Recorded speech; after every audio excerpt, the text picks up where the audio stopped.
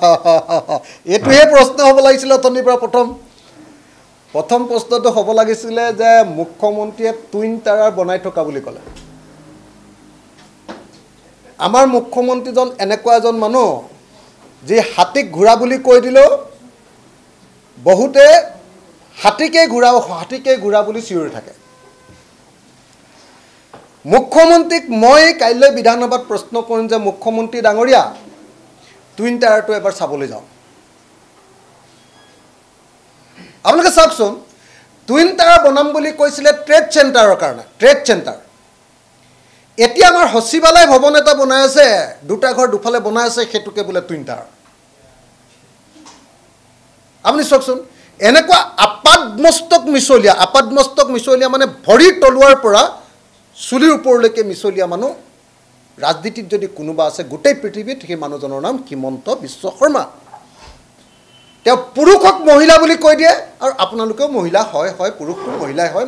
বুলি কৈ দিয়ে তেওঁ কৈ দিয়ে যে পশ্চিম ফালে সূৰ্য উদয় হয় আপোনালোকেও ক'বলৈ ভয় কৰে এইটো ভুল ক'লে নেকি বুলি ক'বলৈ ভয় কৰে মুখ্যমন্ত্ৰীয়ে কৈছে পশ্চিম ফালে সূৰ্য উদয় হয় তাৰপিছত আপোনালোকে মৌনভাৱে ৰৈ দিয়ে আৰু আমি যদি ভুলো নকৰোঁ তেতিয়া কয় যে এই অখিল গগৈ গোটেই সমস্যাৰ সৃষ্টিৰ মূল যত দোষ নন্দ ঘোষ হয়নে হিমন্ত বিশ্ব শৰ্মাই মিছা কথা কয় তাৰ আটাইতকৈ এতিয়া জ্বলন্ত উদাহৰণটো আছিল টুইন টাৱাৰ সৰ্বানন্দ সোণোৱালে বনাম বুলি কৈছিলে ৱৰ্ল্ড ট্ৰেড চেণ্টাৰ বনাবৰ কাৰণে যে তাতে সেই পৃথিৱীৰ কোম্পানীবিলাকে তাতে অফিচ বনাব এইফালে কোম্পানী থাকিব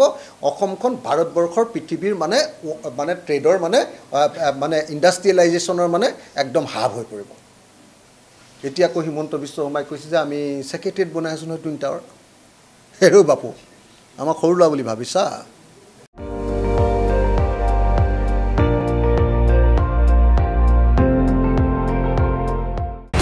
আপুনি চাই আছে ND24 সৰ্বশ্ৰেষ্ঠ নহয় সৰ্বোত্তমৰ দৌৰত